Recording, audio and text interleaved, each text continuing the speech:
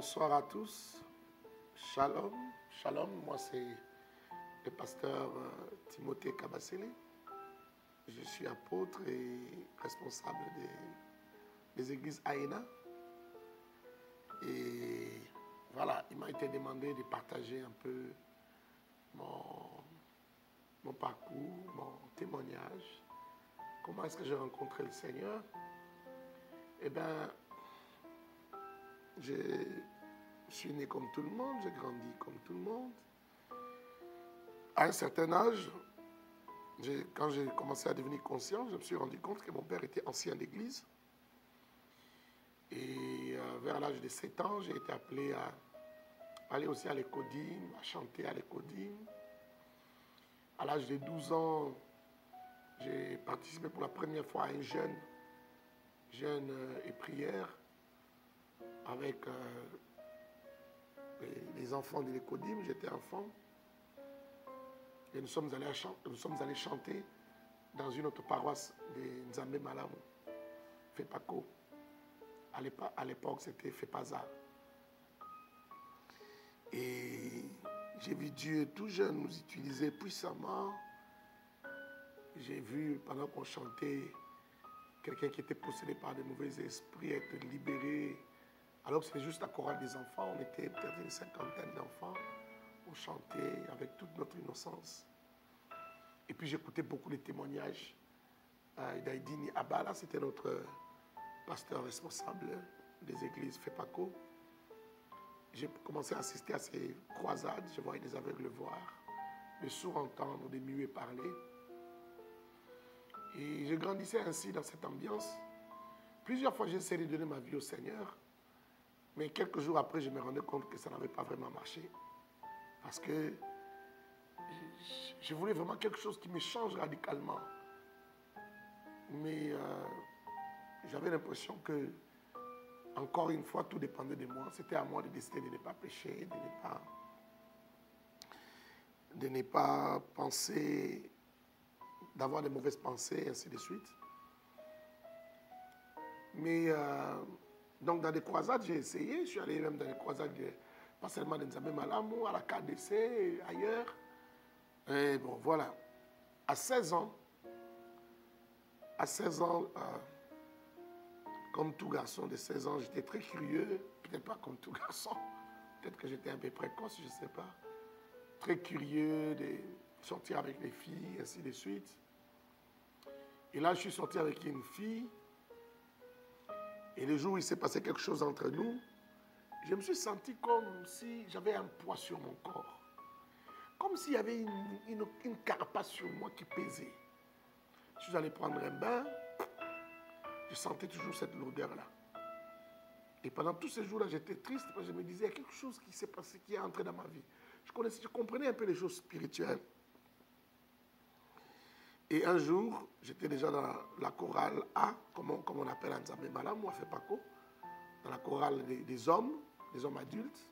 J'étais parmi les plus jeunes, en tout cas les enfants. Et on avait une retraite d'église, pour tous les choristes de l'église. On était une 80aine peut-être, ou une centaine. Et c'est dans cette retraite que j'ai rencontré Christ moi-même, à genoux, en train de prier. On nous avait laissé, heureusement, beaucoup de temps dans la prière, plus de 2 heures. Et pendant que j'ai prié, j'ai fait une rencontre personnelle.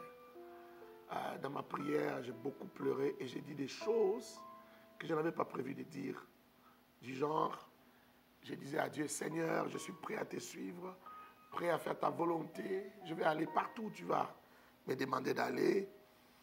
Je vais dire ce que tu vas me demander de dire. Je t'obéirai, je te servirai, je ferai ta volonté.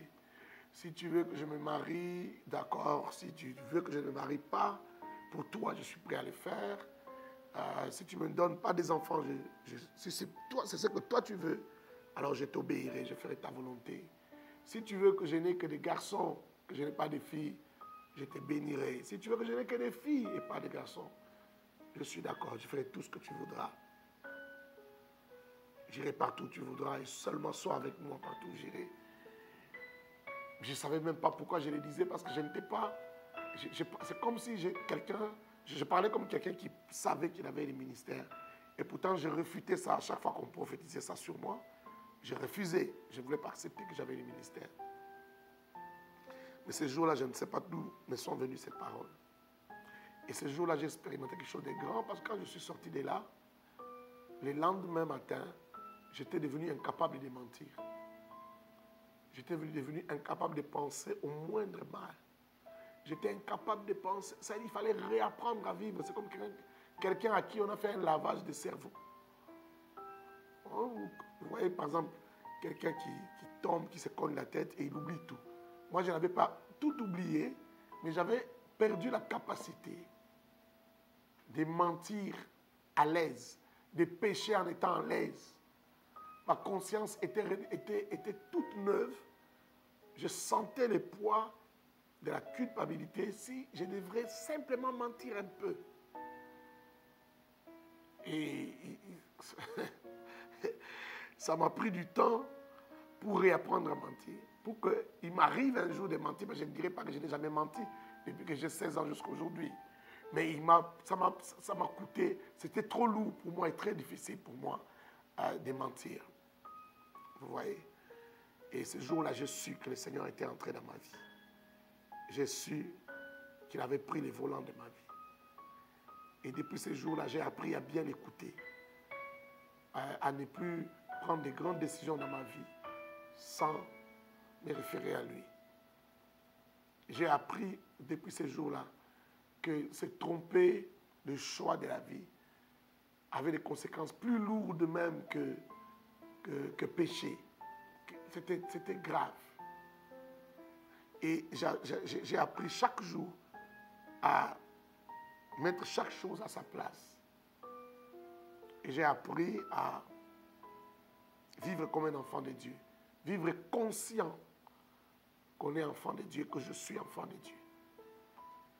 Il y a beaucoup de gens qui marchent avec Jésus, mais qui ne sont pas conscients qu'ils marchent avec Jésus. Qui est Jésus? Qu'est-ce que Jésus peut faire de leur vie? Comment il contrôle leur vie? Tu peux manquer 100 francs dans la poche, mais Jésus est là. Ce n'est pas l'absence de l'argent dans ta poche qui explique ou qui justifierait l'absence de Jésus, ou qui voudrait dire que Dieu n'est pas là chez toi dans toute sa puissance. Et voilà un peu. Après, j'ai grandi, évolué là-dedans, dans le Seigneur. C'est vers l'âge de 20 ans et un peu plus, que j'ai accepté que j'avais le ministère. J'ai même commencé à exercer le ministère sans vouloir accepter que j'avais le ministère. Ce sont des étapes, ça m'a pris du temps. Et il est arrivé aussi un autre temps où j'étais déjà pasteur, j'avais déjà accepté, j'avais fait des années dans le ministère, mais j'ai servi avec une certaine souffrance. Pour moi, c'était comme une corvée. J'ai accepté de suivre et de faire sa volonté, mais ce n'était pas vraiment un plaisir pour moi. Il fallait encore une autre étape dans ma vie, apprendre à trouver du plaisir en servant Dieu. C'était une autre étape. Une autre étape encore va venir parce que j'ai servi Dieu, j'ai appris à servir avec du plaisir, mais je ne voulais pas qu'on m'assimile à ces pasteurs qui vivent du salaire de l'Église, c'est-à-dire de leur salaire en tant que ministre de Dieu, qui n'ont pas d'autre salaire que ça. Et j'ai trouvé ça un peu humiliant.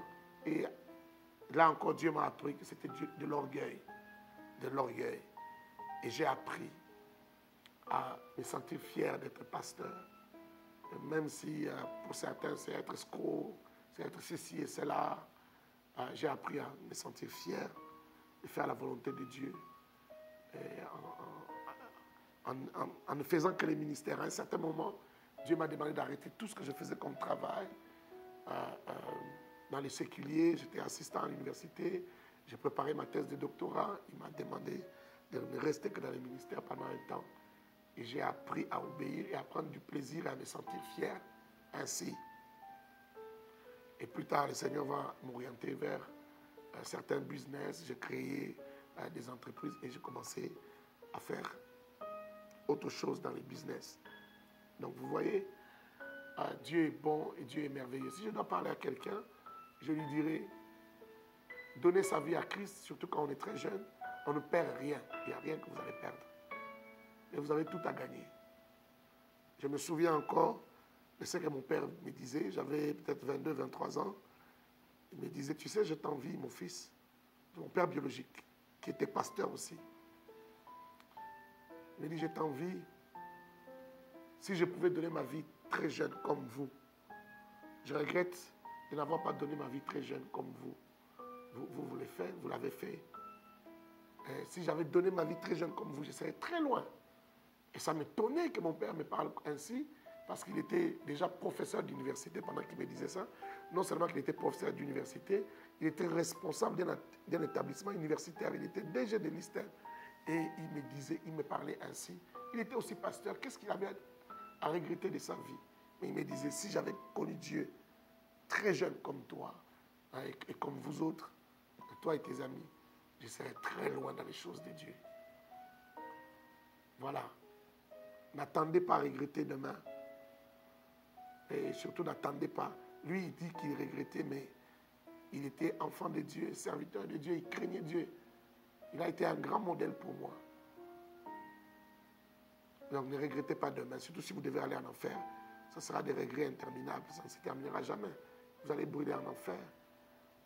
Donnez votre vie à Christ et servez Dieu pendant que vous êtes encore jeune.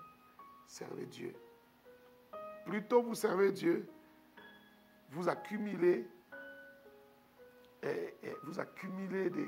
des ressources. Vous accumulez dans votre banque du ciel du crédit. Vous accumulez des dettes de miracles. Or, Dieu n'est redevable à personne.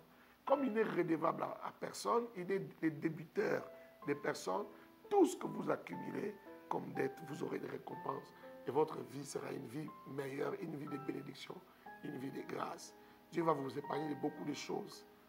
Dieu va vous épargner dans la famille des gens qui ne se marient pas, des gens qui font des mariages, qui se cassent, qui se brisent. Dieu va vous épargner des gens qui ont des problèmes de stérilité. Même s'il y a des problèmes de stérilité, il va finir par vous donner des enfants, il va finir par vous bénir. Et Dieu, dans votre propre vie, va finir par vous élever, vous faire du bien, vous combler. Ça peut prendre du temps, mais ça finit par arriver. Dieu va vous combler. Et Dieu va vous faire beaucoup de grâce. Beaucoup de grâce. Dieu va vous épargner un mariage qui bat de l'aile. Dieu va vous permettre de rencontrer une bonne personne, une personne qui va vous aimer, que vous allez aimer, et vous allez vivre heureux. Dieu va vous mettre sur votre chemin une bonne personne. Il va éloigner de votre chemin des sorcières, des sorciers, ainsi de suite. Il va lui-même vous parler, vous guider. Voilà ce que je pouvais partager avec vous ce soir ou ce matin, ça dépend de l'heure à laquelle vous me suivez. Et c'est un plaisir pour moi de servir Dieu. Je suis fier et je suis dans la joie de le faire. Soyez bénis et portez-vous bien. Peut-être que nous allons nous retrouver à un autre numéro. Merci. Shalom chez vous. Quand quelqu'un marche avec Dieu, fais attention avec lui. Parce qu'à tout moment, il peut réussir. À tout moment, ça peut changer. Parce qu'il a Dieu. Il marche avec Dieu. Laisse-moi acclamer ta gloire. Laisse-moi acclamer ta gloire. Laisse-moi acclamer ta gloire. Laisse-moi acclamer ta gloire.